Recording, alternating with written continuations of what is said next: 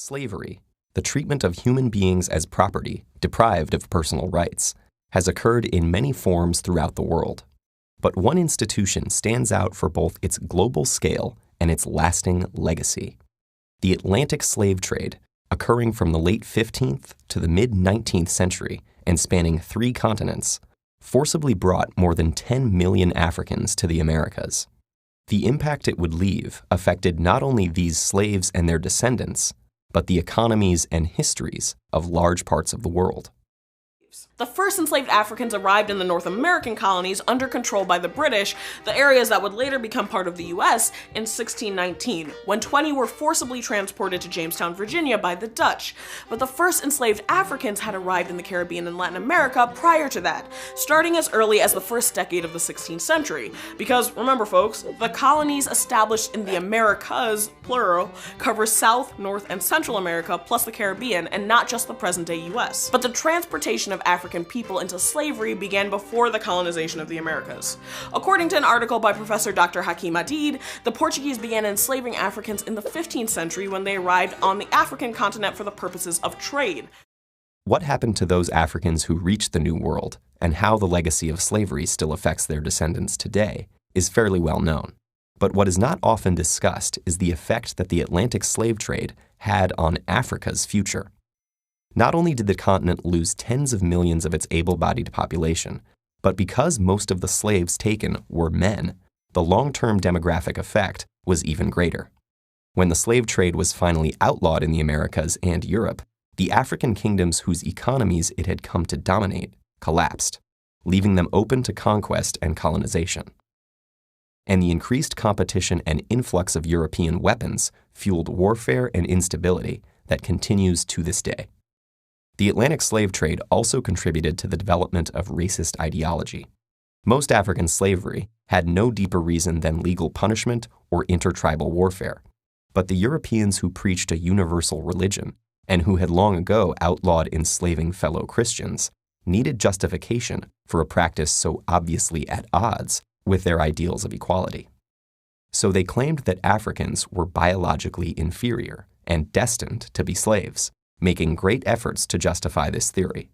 Thus, slavery in Europe and the Americas acquired a racial basis, making it impossible for slaves and their future descendants to attain equal status in society.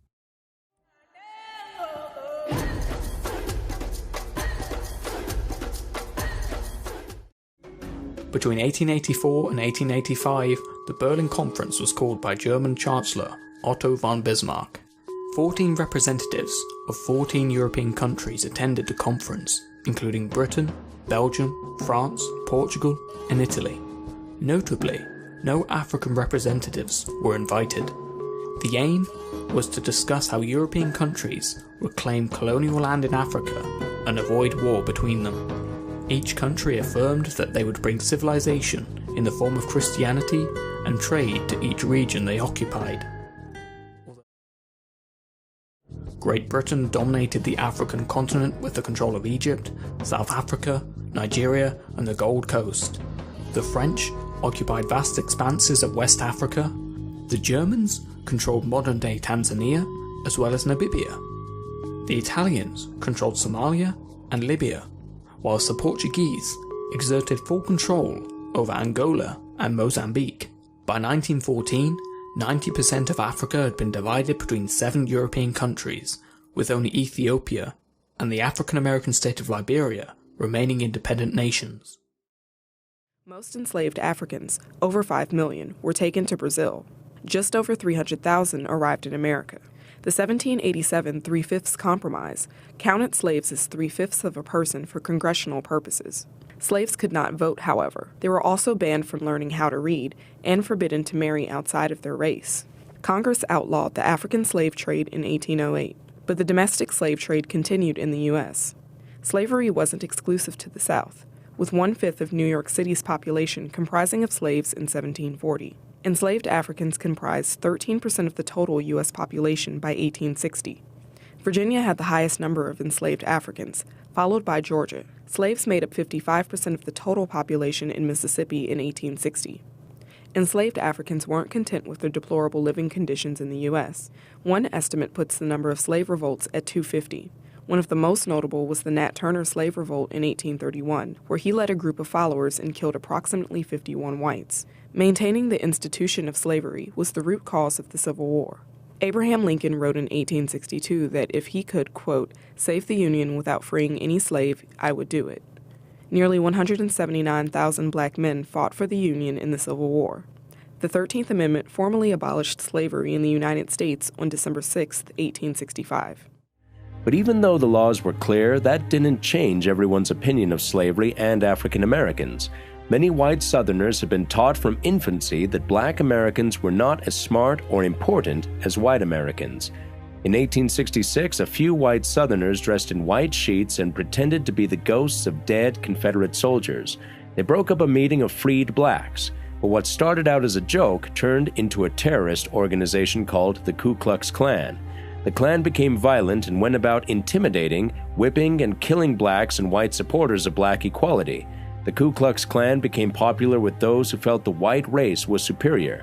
They and other secret groups have reportedly killed 20,000 men, women, and children. In 1964, United States President Lyndon Johnson signed the Civil Rights Act. In this landmark law, discrimination based on race, color, religion, sex, or national origin was outlawed. It was 101 years from the signing of the Emancipation Proclamation by President Lincoln to the signing of the Civil Rights Act by President Johnson. If you consider the United States is just a little over 200 years old, you begin to realize a good portion of our country's history was spent waiting for African Americans to be legally treated equally. This is the economy in black and white. Everything you own, houses, stocks, cars, that's your wealth. In 2011, the wealth of the median white household was over $110,000. African Americans on average, 17 times less, just over $6,000. And housing has a lot to do with it. For the average American, their home is the most valuable part of their portfolio. It's an investment that can appreciate with time, and it can be passed from one generation to the next. But the rate of homeownership among whites is 28% higher than that of blacks. Fast forward to the 21st century. Minority groups were again victims of housing exploitation, this time by big banks. Bank of America and Wells Fargo, among others, were compelled to pay hundreds of millions of dollars in fines and restitution for pushing minorities into exploitative subprime mortgages and charging them higher rates and fees. So the American economy houses two realities, one black, one white. The divide between them, a measure of inequality. I think our criminal justice system is working as intended. It is only broken to the extent that our society is broken. If your intention is to, jail massive numbers of people, if you believe that prison is an effective means of dealing with the myriad social needs of the African American community, then it's pretty effective. In fact, there's a long history in this country of dealing with problems in the African American community through criminal justice system, criminalizing social problems in a way that we don't do in other communities. For instance, if you looked at the research, you would find that somewhere around 60 to 70% of the people in prisons and in jails are suffering some sort of mental health problem. Upwards of 50%, go in there dealing with some sort of chemical dependency. Viewed from another lens, these are public health problems. One could look at, the massive number of African American men who are out of work and the intersection between that and prison. Well, one could look at where prisons are located. And, you would find that a lot of times prisons are located in rural regions, where all other industries effectively shut down. And you might think of that as actually an employment problem and not a criminal justice problem. The enduring view of African Americans in this country is as a race of people who are prone to criminality. I mean, literally, we have the notion of black people as, criminals written into our Constitution. We have a fugitive slave clause, which effectively makes all the things that are normal for any other American in that period illegal for black people. To pursue your own freedom was illegal. Slavery, was enforced by the criminal justice system, the slave laws. It made, very, very ordinary things like learning to read effectively a criminal act. Frederick Douglass is an escaped slave. He's a criminal. He's stolen his body, as he says in one of his speeches. Harriet Tubman, is running a massive criminal conspiracy, stealing people. I know we all love Martin Luther King today, but in his time, by the highest powers in the American justice system, Martin Luther King was viewed as a criminal, by J. Edgar Hoover. Arguably, perhaps by the Kennedy administration and the Johnson administration. I say that because they signed off on the bugging, of his home and wherever he was. The lens of criminal justice is the way this country has traditionally regarded black people. I don't know that anything is broken at all. The deeper question is, are we okay with something on the order of 4,000 African-American males per 100,000 being in jail? Are we okay with that? Are we okay with, there being a 1 in 3 chance for every, African-American male born in this generation of eventually doing some sort of time in prisons and in jails? Are we all right with that?